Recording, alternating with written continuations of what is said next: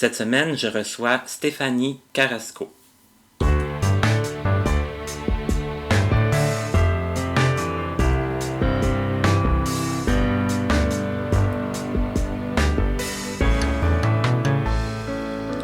Bonjour tout le monde et bienvenue à une nouvelle émission de Connaissez-vous. Je vais essayer de vous mettre en contexte un petit peu plus rapidement que le mois dernier avec mon invité qui était Alexandre Fulvy. Stéphanie, cette semaine, c'est ma deuxième invitée qui n'est pas non-voyante, mais qui a quand même beaucoup de liens avec les non-voyants. Elle va d'ailleurs nous l'expliquer assez en détail. Tout d'abord, bonjour Stéphanie. Bonjour Martin. Ça va bien? Ça va très bien, merci. Oui, merci beaucoup d'avoir accepté de participer à l'émission. Les gens se questionnent sans doute à savoir le nom que tu portes, Carrasco. Ça vient de où exactement? Ben, en fait, mon père est né à Barcelone, donc j'ai la moitié du sang espagnol, ou plus précisément catalan, et la moitié du sang français. Mais j'ai toujours vécu en France, par exemple. OK. Et dans quelle région? Moi, je sais que je suis très mauvais en géographie. Je sais qu'il y a des non-voyants qui sont très bons en géographie. Mais pour le bénéfice de ceux qui le sont moins, est-ce que tu peux nous expliquer un peu dans quelle région exactement tu viens? Donc moi, je suis originaire de l'Est de la France. Pour que tout le monde situe un petit peu plus, en général, je dis que j'habite proche de Strasbourg. OK. Parce que c'est ce qui est le plus connu par ici. OK. Donc, tu es né là-bas, tu as vécu là-bas longtemps, toute ton enfance? Oui, toute mon enfance, oui. Donc, tu es allé à l'école là-bas. Comment tu étais enfant? Est-ce que étais-tu une enfant? Alors, une enfant calme, plutôt timide et très sportive, garçon manqué. Je faisais du soccer. Du football, pas en France, mais soccer ici.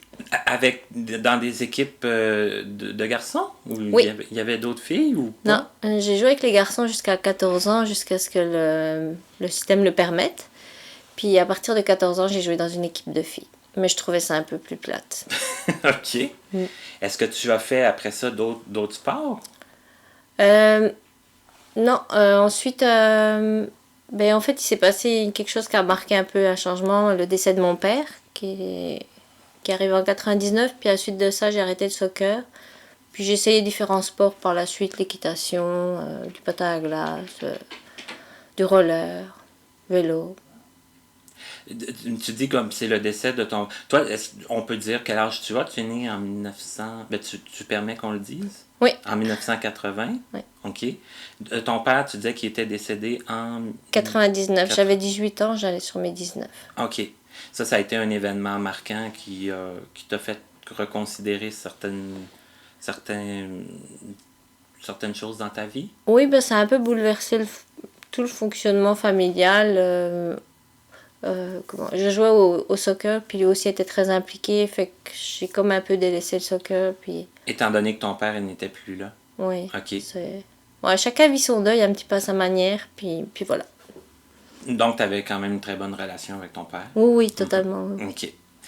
Et là, rendu, admettons, bon, là, il y a les termes là, qui me manquent là, là-bas, comment on appelle, quand vous êtes jeune, c'est nous, c'est le primaire, vous, c'est comment vous appelez? Primaire, c'est pareil. OK. On va au primaire jusqu'à l'âge de 10 ans, et puis après on passe au collège, qui est le secondaire ici. Mais le secondaire ici va se constituer entre collège et lycée là-bas. OK, donc il y a les deux. Oui. Et à quel moment là-bas vous commencez à penser, ben j'imagine qu'il n'y a pas d'âge, là, mais à quel moment à l'école ils commencent à vous diriger vers une carrière? Bon, on y pense à partir de le lycée, à partir de 15 ans.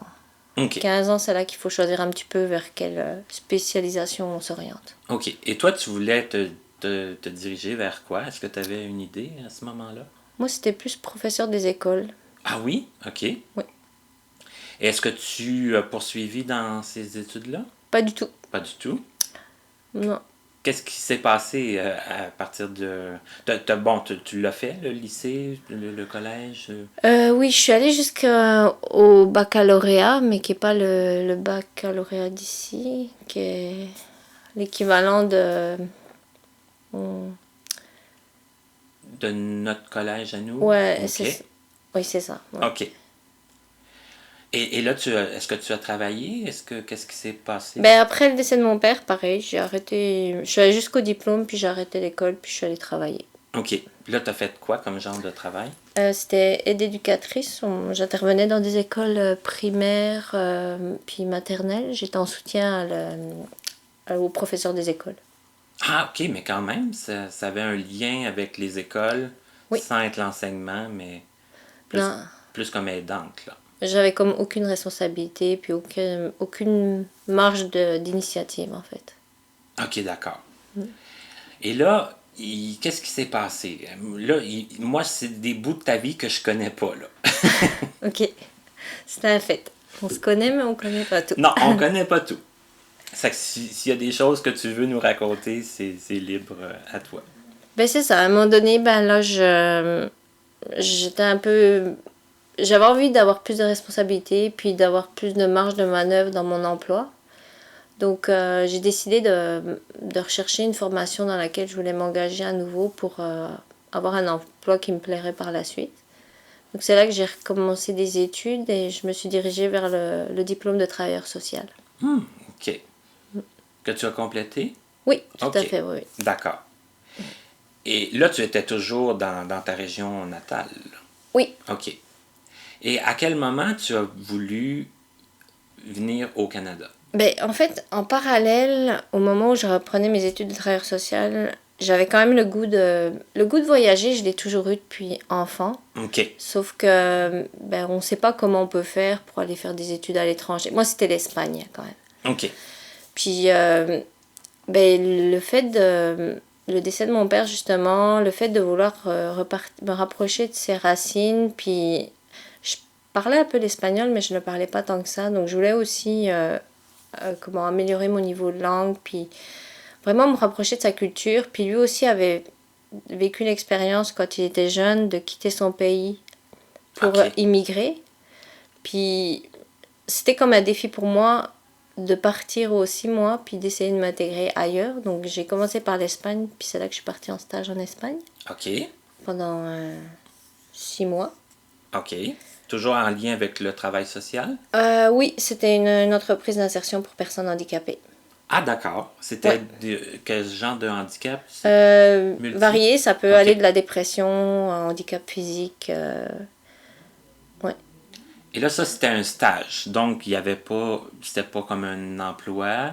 Est-ce qu'il y Non. avait une possibilité d'emploi par la suite ou toi, tu voulais seulement faire ce stage-là puis ensuite peut-être quitter pour d'autres endroits? C'était... Mais en fait, en Espagne, ce qui se passe, c'est que l'ambiance, l'énergie qui se passe là-bas, c'est super intéressant, puis on a le goût de s'y installer, mais le contexte économique est pas très favorable. J'aurais pu être caissière dans un supermarché, mais j'aime le pays, mais j'aurais peut-être pas sacrifié le fait d'occuper ce type d'emploi pour rester dans le pays.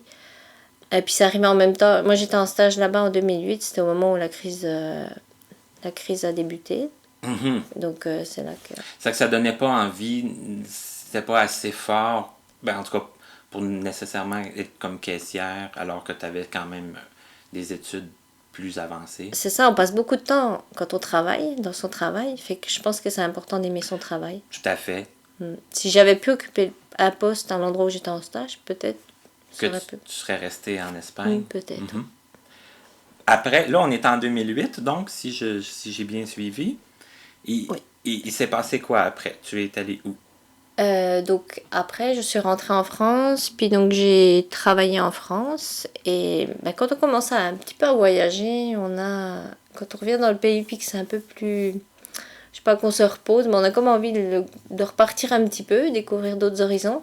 Puis c'est vrai que j'ai toujours entendu dire que le Canada était super en avance en matière d'intervention sociale. Puis j'ai toujours le goût plutôt que d'écouter ce qu'on me dit, d'aller vérifier. voir moi-même. Ouais. Puis je suis pas très à visiter, comme aller à une place, puis rester 2 jours. Puis je trouve que j'ai le goût de rester à l'endroit pour découvrir davantage, puis vivre avec les gens. Puis Parce que 2 jours, c'est pas suffisant pour ça, là. c'est ça, puis je Ça trouve fait que d'y travailler, parce que des fois aussi, il y a des personnes qui viennent de France qui sont en permis de travail, mais ils restent, ils vous visitent beaucoup. Puis là encore, je trouve qu'on manque une dimension. Quand on travaille, qu'on y habite, qu'on découvre la réalité, ben c'est là qu'on connaît mieux le pays. Et donc, c'est à ce moment-là que tu es venu au Canada pour la première fois? Oui, ça OK. c'était en 2010. OK. Et là, tu es resté longtemps ou?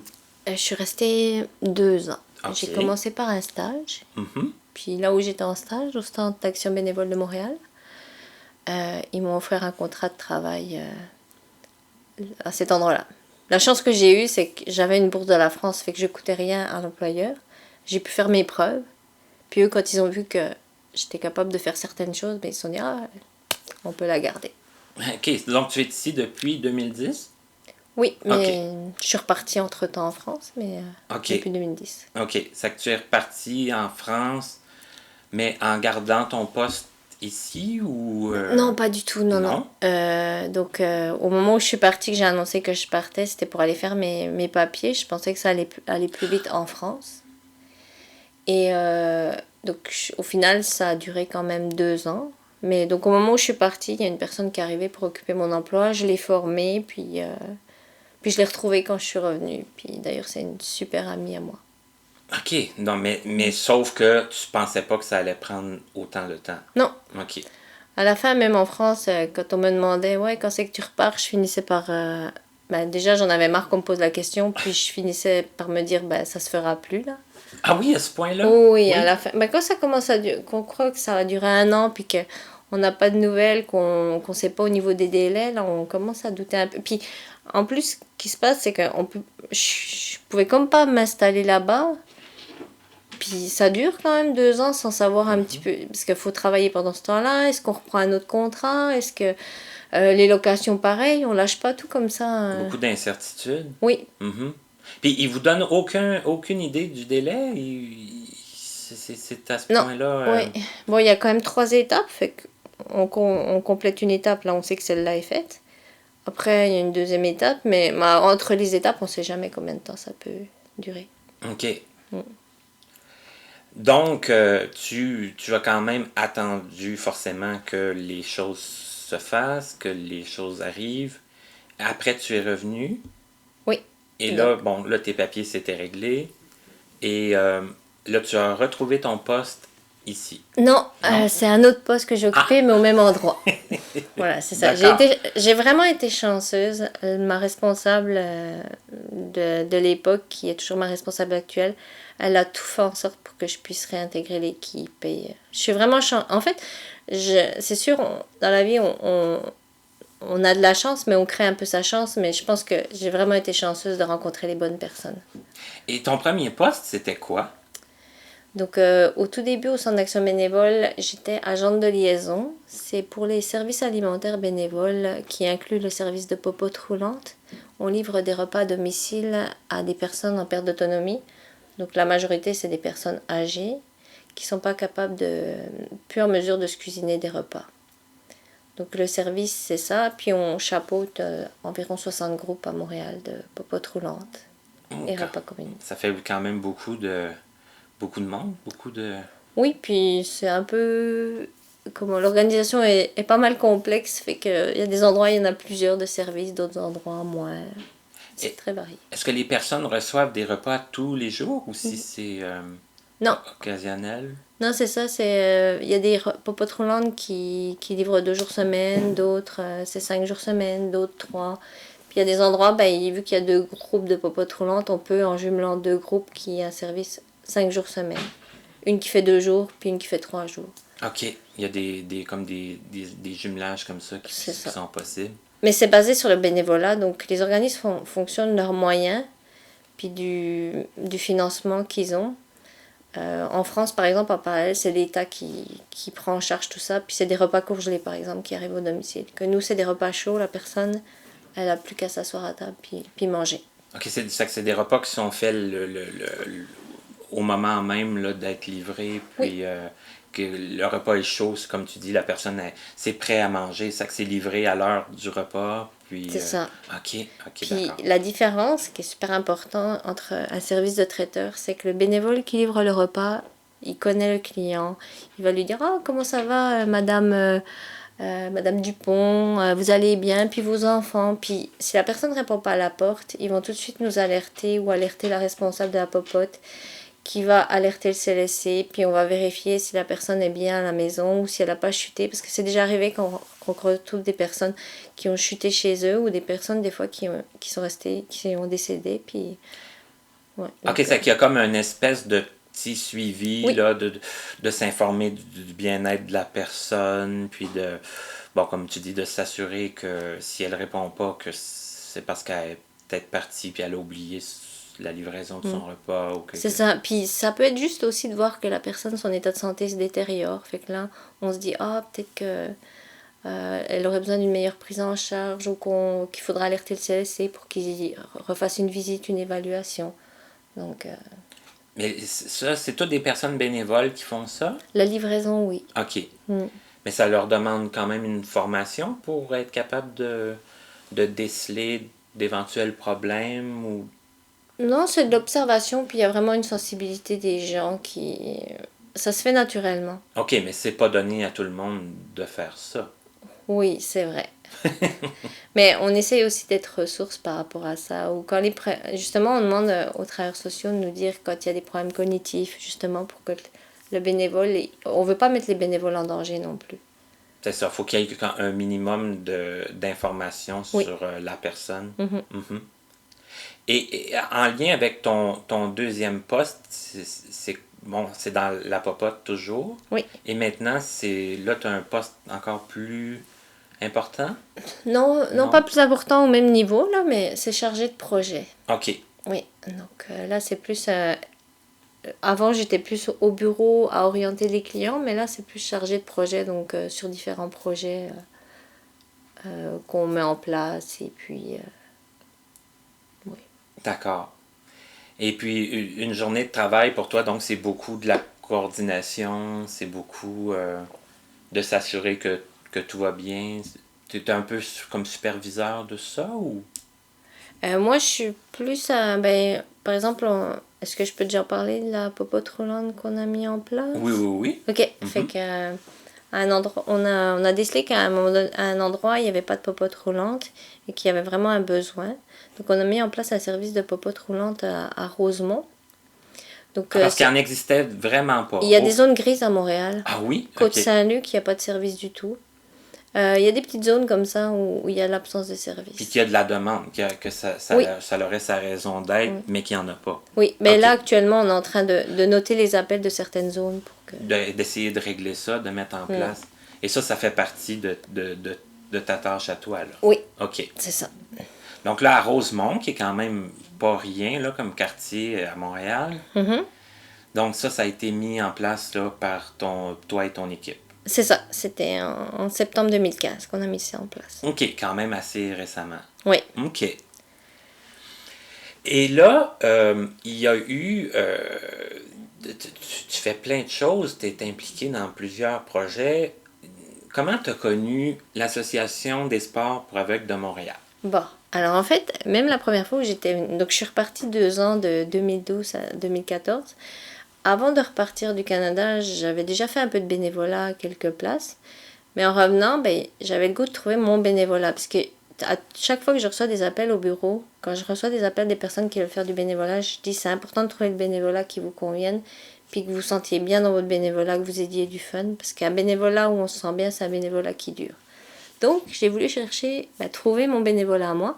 Je suis allée sur Internet, puis j'ai vu... je suis tombée vraiment... Je pense que quand je dis que la vie nous guide vers des endroits voilà, où on rencontre des personnes, c'est de la chance. Mais je cherchais un organisme proche de mon quartier. Donc j'ai tapé Hochelaga Maisonneuve, puis j'ai vu Association des sports pour aveugles de Montréal. D'accord. Donc moi, le lien sport puis aveugle, bon, déjà, même si j'avais arrêté le sport, j'étais curieuse par l'association de ces deux mots. Oui, Donc, c'est là que ça m'a amené à prendre contact auprès de l'organisme. Il se trouve qu'ils n'étaient plus du tout à cet endroit-là. Donc, c'est pour ça que je dis que j'ai eu de la chance. Parce que normalement, ils n'auraient pas dû, en faisant la recherche que j'ai faite, j'aurais pas dû les ça aurait pas dû trouver. sortir dans ces résultats-là. C'est ça, j'aurais Mhm. jamais dû la trouver. Puisqu'ils sont au plateau Mont-Royal. Donc, voilà. Mais chanceuse que je suis. J'ai trouvé l'Association des sports pour aveugles de Montréal. Donc, je les ai contactés. Et puis là, ben, c'est là que tout a commencé. J'ai rencontré Jocelyne Richard, la présidente. Puis voilà, c'est grâce à elle que j'ai commencé puis que j'ai continué à m'appliquer. Parce que je me souviens t'avoir déjà posé la question il n'y a pas si longtemps. Euh, dans ta région, en France, tu n'avais pas eu de contact avec d'autres non-voyants. Non, j'avais jamais rencontré de personne ayant une déficience visuelle. Mais Ben, c'est... marquée. OK. Mais donc, c'est un peu comme les deux mots, sport et aveugle, que ça t'a comme intrigué puis poussé à aller... Oui, c'est le mot sport qui s'alliait. Là, c'était comme... Moi, ça me dépassait. J'étais... Oh, et puis, j'avais vu dans l'annonce tandem, vélo tandem. Oui. C'était vraiment ça que je me suis dit, waouh. Puis ski aussi, c'est comme des choses... Ouais. Et là, ça a commencé comment à la SAM? Donc, j'ai rencontré Jocelyne Richard au bureau. Puis, donc là, ouais, j'étais déjà impressionnée, ben, parce que je sais que Jocelyne Richard a été travailleuse sociale Mhm. en profession. Donc là, je me suis dit, waouh. Vous êtes... il y avait déjà comme un lien aussi. Puis je trouvais ça admirable d'arriver à occuper ce type d'emploi en ayant une déficience visuelle. Mais je trouvais ça drôle aussi, c'est qu'elle elle me disait aussi que des fois, c'était plus facile pour elle d'entrer au domicile des personnes par le fait qu'elle ne voyait pas. Ah oui? OK. Parfois, bon, voilà, ça peut mettre des fois plus à l'aise les gens. OK. Mm. Et là, qu'est-ce qu'on t'a offert comme bénévolat en premier lieu? Est-ce que ça a été tout de suite l'accompagnement en vélo tandem ou si ta première expérience de bénévolat à la SAM, ça a été quoi? Non, Ça non, com- le vélo tandem, je trouvais ça cool, puis waouh, waouh, waouh, là, mais je pensais pas être capable de le faire, par exemple. Sérieusement? Oh, ouais, ouais. Non, moi, je partais pour la marche, OK. puis ça a commencé par la marche. Donc, en arrivant à la SAM, on nous demande qu'est-ce qu'on aime faire, puis qu'est-ce qu'on sait faire, et là, on coche des cases, et donc voilà, j'avais mis la marche. Puis la raquette aussi, parce que je me suis dit, ça doit être pas mal ça. OK, puis là, on était en quelle saison à ce moment-là? Est-ce qu'on était à... Octobre 2014. OK, c'est que le tandem n'était pas comme forcément, il était fini. Oui. Et là, ça a été ça la marche que tu as faite en premier? La marche, donc habituellement, les groupes de marche au Mont-Royal se font le mercredi, mais il se trouve que quand j'ai commencé, il y avait le groupe de marche en question avait fait une sortie au Mont-Royal un samedi. Parce que moi, la semaine, je suis pas disponible. Donc, je suis partie avec ce groupe-là et j'étais jumelée avec Nicole Trudeau, Oui. une personne formidable. Donc Oui. voilà, je rencontre une personne formidable, Jocelyne Richard, Oui. puis une seconde personne formidable, Nicole Trudeau. Donc, Jocelyne, qui est toujours d'ailleurs la présidente, Oui. puis Nicole Trudeau, qui est une membre, C'est ça. qui a besoin d'accompagnement lors des activités. Ouais, mais quelqu'un qui a une vie vraiment extraordinaire. Puis c'est une personne qui est super intéressante et intéressée, qui, je veux dire, ce qu'il y a de bien avec l'Association des sports pour aveugles de Montréal, c'est qu'on fait du sport, mais en même temps, on a le temps de jaser un petit peu. Mais surtout pendant la marche. Hein, Oui, donc, c'est ça. mhm. Puis quand on vient un peu de l'extérieur aussi, c'est cool parce qu'on rencontre du monde, puis on découvre la culture québécoise, puis des gens, donc voilà, on jase. Donc voilà, Nicole Trudeau m'a raconté plein de choses de sa vie. Elle m'avait dit qu'à 18 ans, elle était partie à Paris en ayant une déficience visuelle. Puis partir à l'époque, c'est pas comme partir maintenant qu'on a Skype, qu'on a les cellulaires, qu'on a tout ça. Nicole, ça fait bien longtemps qu'elle était partie à ses 18 ans, donc il n'y avait pas tout ça. Donc j'étais super admirative encore. Et ça a été comme une expérience parmi tant d'autres parce que tu as rencontré plein d'autres gens par la suite aussi. Oui. Et là, bon, tu disais ça, c'était une activité un samedi. Et là, par la suite, est-ce que tu l'as fait de façon régulière? Tous les samedis. Tous les samedis. Oui, tous les samedis, ouais. C'était ma sortie sportive. Puis voilà, c'était ma sortie de la semaine. C'était pas mon bénévolat, c'était ma sortie de la C'était semaine. vraiment ta sortie Ouais. parce que, bon, dans le fond, tu avais trouvé ton bénévolat, puis pour toi, c'était c'était plus comme une sortie agréable là, que de dire que tu dépendais de... Pas que tu dépendais, mais que quelqu'un pouvait comme dépendre de ton aide, là? Ben, pas vraiment ça. C'est vraiment que j'ai trouvé une famille. OK. Vraiment, À ce c'est point-là. vrai. Ah ouais. OK. Avant, ma première expérience au Canada, quand j'étais là de 2010 à 2012, ça tournait autour du travail. Ma famille, c'était là. Et après ça, ça a amené un nouveau volet dans ma vie. Moi, je tombe en amour de la SAM puis de toutes les personnes qui fréquentent cet organisme. Et là, la marche à l'automne, l'hiver, il y a de la marche encore, peut-être un peu moins, c'est Les raquettes. les raquettes. Mhm. Là, tu as fait ça, tu as fait de la raquette, Oui. tu as fait le ski. Oui. Oui? Non, pas le ski. Pas non, le non. ski. Non, non, non, non. OK. C'était juste la raquette. OK. Et là, c'était comment? Est-ce que c'était bien différent ou si le fait, à partir du moment où ce que tu dis, tu as rencontré comme ta famille à la SAM, peu importe ce qu'on te proposait, tu étais... Mais oui, puis aux sorties, les gens sont différents. Il n'y a jamais les mêmes personnes, ou des fois on en rencontre les mêmes, mais puis des fois on est moins, des fois on est plus, mais la dynamique est toujours cool. Je sais pas,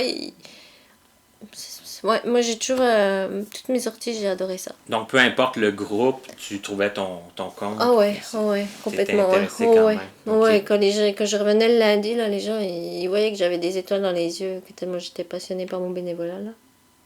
Ah, c'est super. Ouais. Mais là, tu as dit quelque chose, moi, qui m'intrigue. Tu as dit, bon, le vélo tandem, ça allait te chercher, mais tu pensais pas être capable de le faire. Ouais. Pourquoi? Ben, guider quelqu'un en marchant, bon, déjà, je me suis rendu compte qu'en marchant, il y avait. Ben, voilà, c'est quand même assez facile de donner des indications. On a le temps. Faut prendre des précautions, mais on a le temps. En vélo tandem, ben, déjà, si tu tombes, ben, tu te fais vite plus mal quand même. Puis il y a des voitures, puis je trouve que c'est une grosse responsabilité quand même. Est-ce que la SAM vous donne des formations pour devenir bénévole? Oui, il y a une formation, puis ce qui est pris en compte aussi, c'est que on jumelle pour les premières fois avec des personnes qui sont plus faciles, qui sont plus à l'aise en vélo tandem, donc plus facile à être guidées. OK. Mais pour la marche, est-ce qu'il y avait de la formation ou on vous donnait des conseils, des trucs? Il y a eu des conseils, puis je trouve aussi qu'on apprend aussi au fur et à mesure en guidant. Puis je pense que j'ai été guidée, j'ai été jumelée aux bonnes personnes au bon moment pour Qui ont apprendre. su te Ouais. donner l'information, te donner confiance? C'est ça, puis Nicole par exemple, à peine elle me touchait pour savoir où elle devait aller, mais sinon elle était super à l'aise dans la marche, puis le rythme est super bon au niveau du groupe de Mont-Royal. Donc voilà, c'était assez facile, je trouve. OK. Revenons au tandem. C'est que là, Ouais. il y a une formation qui vous est offerte. Mhm. Et là, bon, forcément, à partir du moment où ce que tu as accepté de faire la formation, c'est que tu as dû commencer à penser que oui, ça allait être possible pour toi de le faire. C'est quoi qui t'a comme décidé à essayer? Ben, en fait, une fois que j'étais à la formation, c'était sûr que je le faisais, par exemple. Oui. Voilà, c'était comme déjà, j'étais déjà inscrite à la sortie, puis voilà, ça c'était. Mais en fait, c'était plus. Je m'étais dit, ce coup-là, j'ai envie d'essayer. Je sais pas ce qui s'est passé dans ma Il tête y a à eu ce un moment-là. déclic. Oui, Puis là, c'était clair que tu allais l'essayer. oui. Et là, moi, j'ai cherché, j'ai pas trouvé malheureusement, mais moi, je me souviens, la première fois que j'ai vu ton nom, c'était dans l'Hebdo Info, le bulletin de la SAM, et tu attendais avec impatience la première sortie de Tandem. Oui, Tu avais écrit t'avais écrit un texte. oui. Oui. Oui, c'est ça, parce que. Non, c'est sûr que c'est vraiment l'activité. Moi, je trouve que le tandem, c'est vraiment l'activité phare de la SAM, là, mais. Donc, ouais, j'avais. Une fois que je m'étais dit, ben là, c'était comme mon challenge, mais une fois que je m'étais mis ça en tête, j'avais hâte d'y aller. Et tu te souviens de la première fois que tu as monté sur le tandem avec un membre, là, une personne non-voyante? Ben, c'était encore Nicole Trudeau. Oh, OK. Oui, c'est comme mon initiatrice des activités sportives. Et le fait d'avoir marché avec elle à quelques reprises, est-ce que Est-ce que ça t'a comme sécurisé? J'ai pas marché tant de fois que ça Ah. avec elle, OK. mais la première fois, c'était elle, en tout cas. Oui. Puis, je sais que quand j'ai démarré en vélo tandem avec elle, elle m'a dit, parce que j'ai dit, ben, j'ai un peu peur, je commence là. Puis, on est parti, puis là, elle m'a dit, ah, ben, ton démarrage est bon, tu vas y arriver. Elle m'a juste dit ça, puis là, ça a comme... Elle, c'est super important d'être encouragée, puis d'être rassurée. Ben là, elle a dit ce qu'il fallait au bon moment. Ça t'a sécurisé, Ouais. ça t'a donné confiance. Puis, Ouais, c'est ça. Et ça s'est toujours bien passé? Est-ce que tes craintes, dans le fond, n'étaient pas fondées?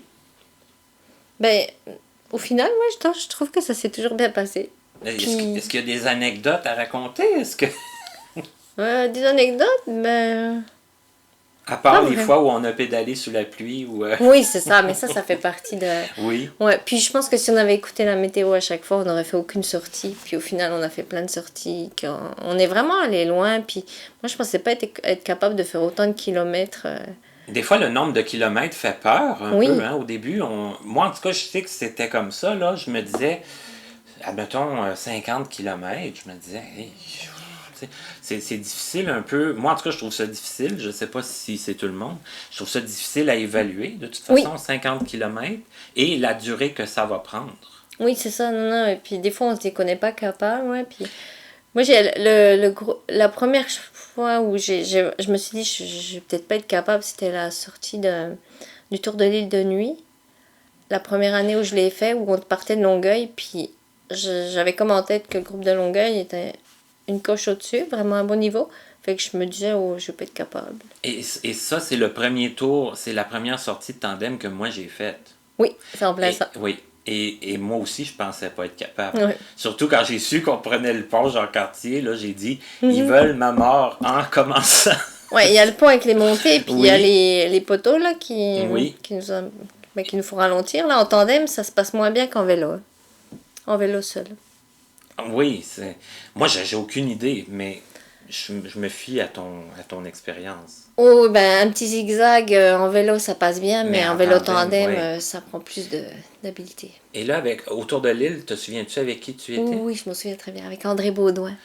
C'est pour ça que j'avais des appréhensions, parce que j'étais avec un homme, fait que j'ai écrit à la responsable, puis je lui ai dit, écoute, je suis avec André, puis je suis pas très grosse, fait que j'ai toujours entendu dire qu'en vélo tandem, il fallait que la personne en avant soit aussi pesante, voire plus pesante que celle en arrière. Donc j'avais quand même écrit à la responsable, juste pour... Ben voilà, parce que j'avais peur de pas être capable encore. OK. Puis ça s'est bien passé quand même. Génial. Génial. Et toi, tu te souviens aussi du bénévole avec qui moi j'étais jumelé? Oui. Oui. Un personnage. Un personnage. Moi, je savais. Des mollets. Moi, je savais plus où me positionner. Hein, quand j'ai vu le personnage en question, là, moi, ça faisait 20 ans, peut-être plus, que j'avais pas fait de tandem. Là. Disons que je me disais, OK, c'est sûr qu'il est fort, puis tout, là, mais il était jeune aussi. Hein? Oui, la folie l'habitait, là. Oui. Mais je l'ai vu qu'une fois, mais je m'en rappelle encore. Puis moi, je m'étais trouvé très vieux cette journée-là. Mais comme j'ai réussi quand même à compléter mon tour de l'île en un seul morceau, ben, finalement, ça m'a donné confiance moi aussi pour faire d'autres sorties. Mm-hmm. Puis c'est là qu'on a commencé à plus se connaître aussi. Hein? Voilà, c'est ça. C'est là que ça a débuté notre histoire entre les deux. Parce que, oui, parce que je trouve ça important de le raconter, parce que moi, je trouve que c'est une belle expérience, la SAM, puis la façon des fois que les bénévoles sont jumelés avec nous. Parce que Stéphanie et moi, on se donnait rendez-vous sur le quai du métro à Berry. Et là, Stéphanie, ben souvent, elle arrivait avant moi, là, mais on partait ensemble en métro, on s'en allait jusqu'au centre Claude Robillard. Puis, on a eu le temps de se connaître, on a eu le temps de jaser. Puis, c'était quasiment rendu comme notre petit pattern à nous, là, de dire, bon, Stéphanie vient à la randonnée, Martin aussi, puis on partait. Ouais, des fois, il y avait d'autres gens. Ouais. Des fois, il y avait d'autres gens qui se greffaient à nous, là, mais ça, j'ai trouvé ça vraiment génial comme façon de faire. Mm-hmm. Et puis, on n'a jamais pédalé ensemble, par exemple. Non, c'est vrai. Tout se passait en dehors de... Ouais, pour l'aller, pour le retour... j'ai un très beau souvenir de quand on est allé visiter l'hôtel de glace à Québec. J'étais avec vous. Et puis, je dis vous, mais j'aurais pas dû dire vous. Je voulais pas parler du vous tout de suite. Mais en tout cas, des beaux souvenirs. Puis, il y en a d'autres à venir. L'hiver n'a pas été beaucoup propice aux raquettes et tout ça. Hein? Ouais. Donc, mais juste par rapport à ce que tu disais, moi je trouve que la force de la SAM, c'est que justement, on jumelle beaucoup des bénévoles avec des membres. Fait que bénévoles et voyants et non-voyants sont en contact tout le temps. Il y a vraiment des relations qui se créent. C'est pas que des personnes ayant une déficience visuelle qui se côtoient, c'est vraiment un ensemble de personnes de tout horizon, de toute profession, de tout niveau de handicap qui, au niveau visuel, qui se côtoient. C'est ça la richesse de la salle. Oui, c'est vrai, parce que c'est pas juste de dire on va jumeler. Ça nous prend, mettons, il y a 15 personnes, ça prend 15 bénévoles, puis on fait un mix de... Il y a quelque chose à quelque part qui est réfléchi, qui... tu sais, on essaie de quand même aller avec les forces de chacun. Ça paraît, puis c'est bénéfique, parce que il y a quand même des bons rapports, des belles amitiés qui se créent, puis... c'est important qu'on le dise parce que pour ceux qui auraient peur, des fois peut-être de s'inscrire aux activités, de devenir membre de l'association. Puis, tu sais, je veux dire, Stéphanie, qui est une fille très en forme, avait quand même peur de ne pas réussir certaines choses. Mais ceux qui sont moins en forme, ils vont aussi à leur rythme, puis selon leur capacité. Oui, c'est ça. Et puis, je suis redevenue en forme grâce à la SAM. Okay. Je faisais plus du tout de sport. C'est vrai, tu avais quand même arrêté beaucoup. Oui, à 5 km, j'étais pas capable de le faire en courant. Du vélo, 10 km, je trouvais ça déjà beaucoup. Non, c'est vraiment grâce à la SAM. C'est pour ça que ce bénévolat m'a tout apporté. Donc, le sentiment d'être utile, d'aider, puis ça t'a comme redonné une nouvelle famille. Et ça t'a remis en forme. Oui, puis l'estime de soi aussi. Au fur et à mesure, je me suis mis après sur le CA, puis des responsabilités. Puis Jocelyne était contente de la job que je faisais. Fait que moi, j'étais contente j'étais fière de moi. Puis voilà, c'était... Parce qu'il faut dire aussi que recruter des bénévoles, c'est jamais si facile. Non. Tu sais, à la SAM, il y en a beaucoup, puis il y en a de très bons. Mais aller en chercher plus... Qui restent, qui vont être aussi intéressés, impliqués, puis tout ça, c'est jamais si facile. Non. Puis ça prend du temps, voilà, on rencontre la personne, mais après elle repart peu de temps. Donc c'est comme continuellement des nouvelles formations à faire, puis ouais, c'est beaucoup de changements au niveau des bénévoles. Je pense qu'on va faire la pause tout de suite. Et puis après la pause, on va continuer à parler un peu de la SAM, mais tu as d'autres implications aussi un peu. Hein? Oui. Oui. C'est qu'on va en parler tout de suite après la petite pause. Je vous rappelle qu'on est avec Stéphanie Carrasco, une bénévole et même une amie extraordinaire. Alors, tout de suite après la pause, on continue la discussion.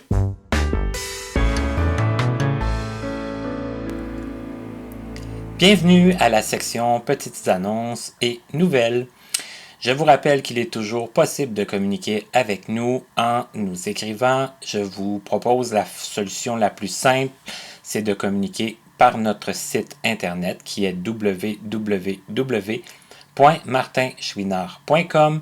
Vous pouvez nous écrire à cet endroit et vous pouvez avoir accès à toutes nos entrevues depuis le mois de mars. La petite nouvelle de la semaine, c'est le Conseil canadien des aveugles de Longueuil, CCAL, qui vous convie à sa 58e Assemblée générale annuelle. Elle se tiendra samedi le 20 mai 2017 à la salle Les Seigneuries au centre Jeanne Dufresnoy situé au 1 Curé-Poirier Est à Longueuil. L'accueil se fera à 14h30. Le début de l'assemblée sera à 15h et ce sera suivi d'un souper et d'un bingo. Donc, le souper vers 18h et le bingo vers 19h. La fin de l'activité, 22h.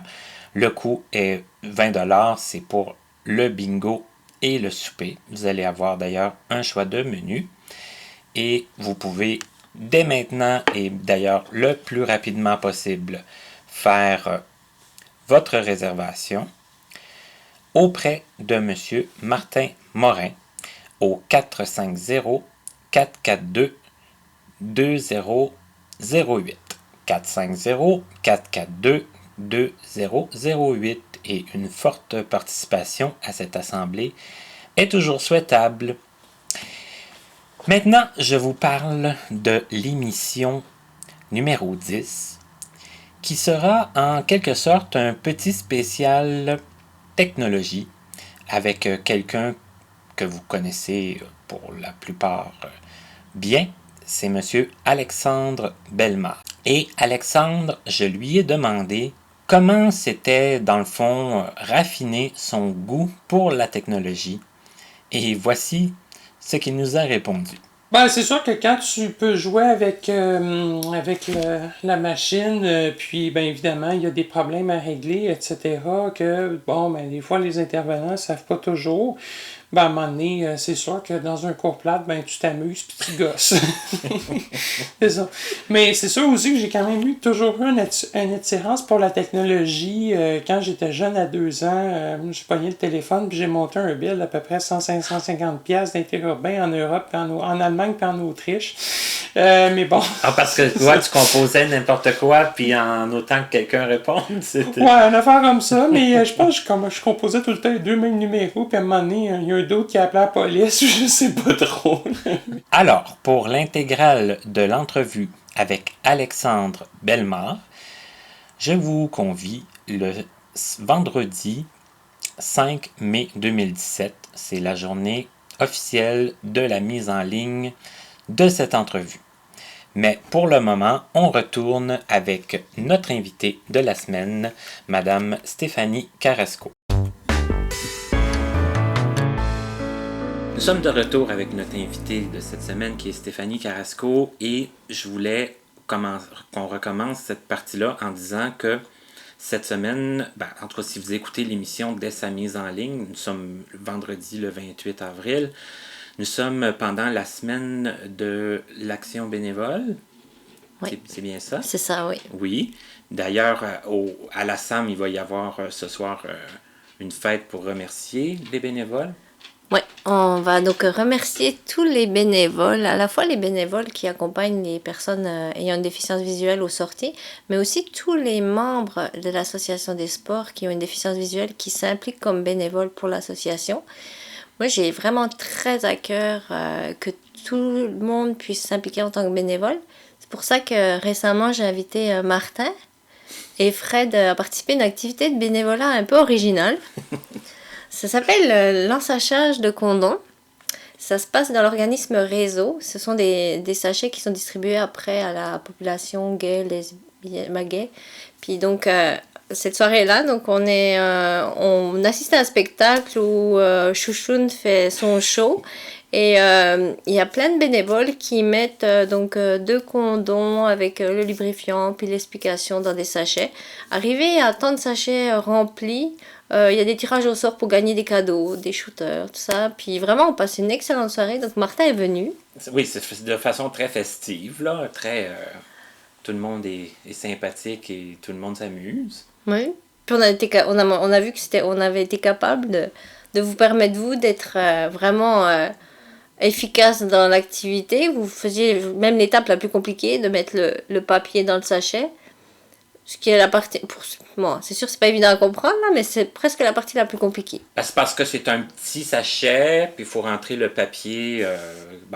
faut ouvrir déjà le sachet, qui est un peu embêtant à ouvrir, puis voilà, le papier qui fait juste la forme du sachet, puis...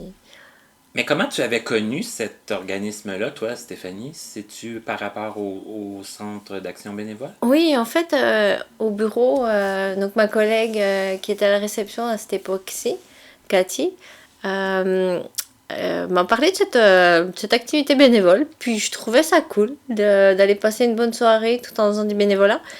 Puis j'ai pas été déçue. Justement, vraiment très surprise combien c'était le fun comme ambiance. Ça faisait combien de fois, toi, que tu le faisais avant que Fred et moi, on aille? Moi, c'était la 5e, là. Quand même. Ouais, Quand j'y même. vais à chaque fois. Maintenant, c'est mon... Il y en a 2 à chaque année, là. Puis j'y vais à chaque fois. C'est ça, c'est deux soirs par année. Oui.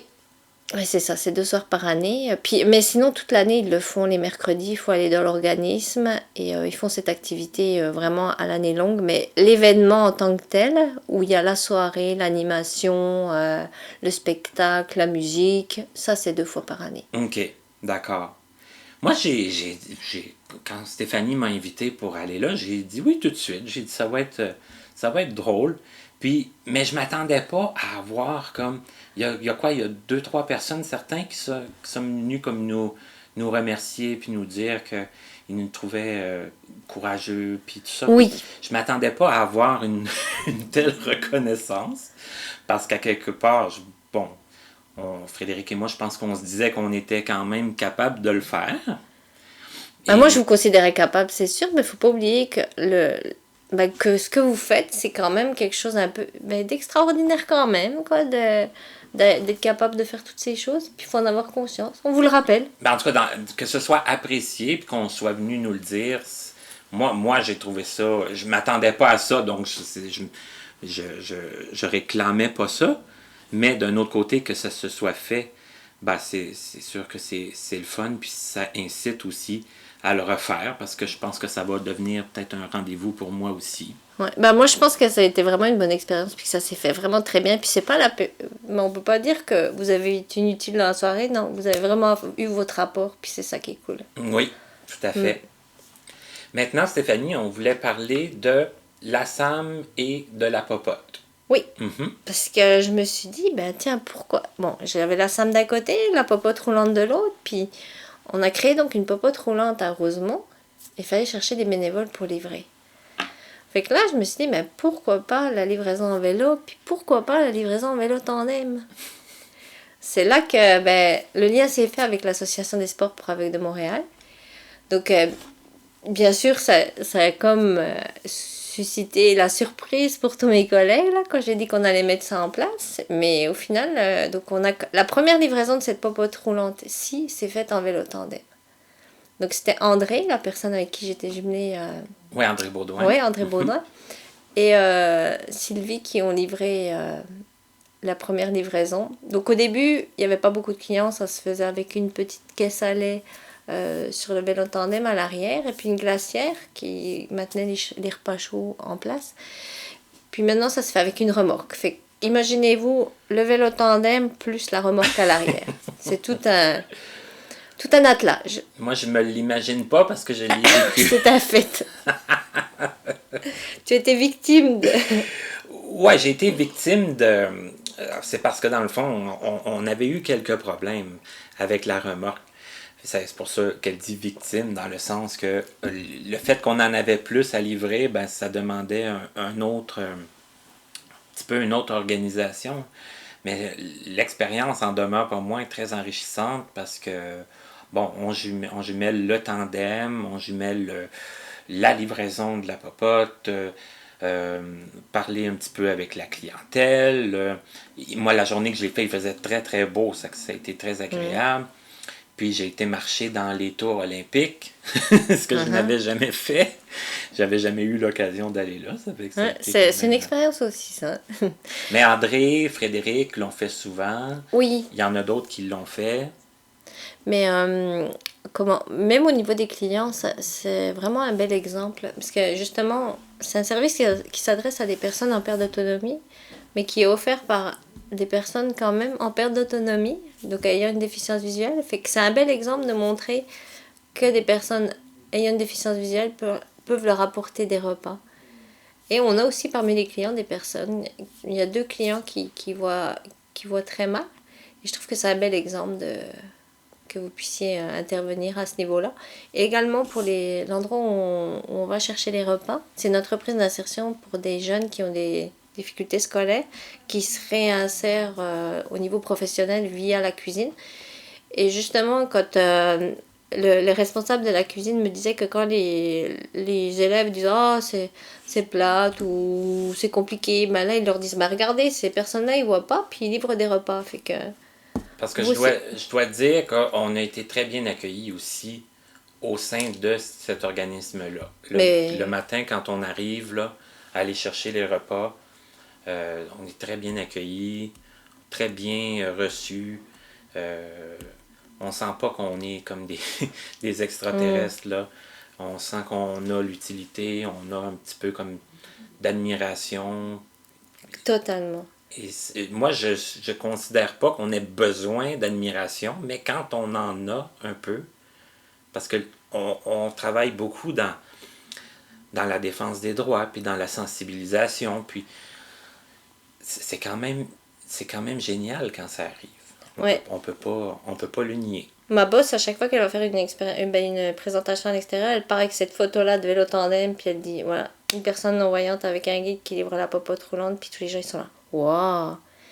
Puis dernièrement, le responsable de la cuisine est parti, fait qu'on lui a offert une carte. Fred a écrit en braille sur la carte. J'ai apporté la carte, puis tout le monde était là. Oh, c'est trop hot! C'est comme, quand je les ai vus en tandem, c'est trop hot. C'est comme, ça suscite vraiment... ça passe pas inaperçu, puis non, c'est vraiment cool.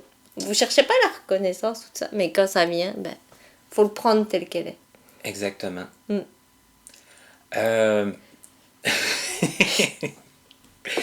Tu parles souvent de Fred. Oui. J'ai pas l'habitude de poser des questions indiscrètes ou intimes, mais Fred, c'est qui par rapport à toi? Est-ce que tu veux nous le dire? Ben, c'est mon chum. Que tu as connu Via la à la SAM. SAM, oui. Mais je suis tombée en amour de la SAM avant de tomber en amour de Fred. Avant Fred. Ouais. Et puis je suis pas tombée en amour de lui par Philou, son chien, mais d'abord de Fred. Parce qu'il y a beaucoup de personnes qui sont comme « Oh, il est cute ton chien !» Mais non, moi c'est Fred en premier. Quand même. Mm. Quand même. C'est les humains. C'est Les ça. humains en premier lieu. Mhm. Oui, Fred. Penses-tu que ça pourrait être un bon invité pour mon émission? Parce que moi, je le connais pas vraiment. Peut-être.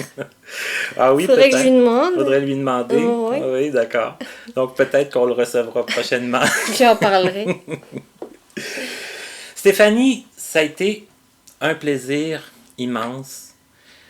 Doublement parce que, bon, on est maintenant amis. Et en plus, c'est que il y a d'excellents bénévoles dans les associations, mais toi, tu fais partie des bénévoles qui amènent la bonne humeur avec elle, toujours. Je ne l'ai jamais vue fâchée, je ne l'ai jamais vue impatiente. On lui demande des services, puis c'est toujours oui avec le sourire, puis le sourire dans la voix, ça manque pas. Ça fait que Stéphanie fait partie de nos jeunes bénévoles, puis de nos excellentes bénévoles. Je voulais aussi dire, tu es maintenant membre associé à l'Association des aveugles de la Rive-Sud. Oui. Mhm.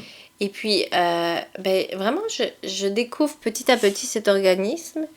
Et je trouve qu'avec les petits moyens qu'elle a, cette association, elle met vraiment des choses en place qui sont vraiment cool. Puis, comme le spectacle de chansons. Oui, de la journée amicale. Oui, j'avais assisté la première année, Fred avait chanté, puis j'étais comme moi et tout. Puis, de voir tout le monde essayer, j'ai eu le goût d'essayer de chanter ma chanson l'année d'après. Oui. Puis je trouve que c'est quelque chose que j'aurais jamais vécu ailleurs. Je me serais jamais mis à chanter à quelque part. Puis voilà, c'est grâce à l'art. Puis je suis contente d'apporter ma petite contribution. Puis voilà, tout ce que je fais, c'est vraiment avec le plaisir. Puis ouais, c'est... C'est un plaisir partagé, que tu nous partages. Et puis... Mais même toi, ton émission, là, Mm. quand tu m'en as parlé, je me disais, ouais, c'est cool, mais je te trouve vraiment bon d'avoir amené à terme ce projet.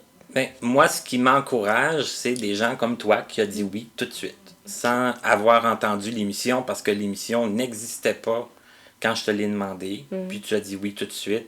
Puis tu t'es pas rétracté. La preuve, c'est que tu es là aujourd'hui. Non, ouais. Bon, je suis pas attachée à la chaise, rien, non. Non.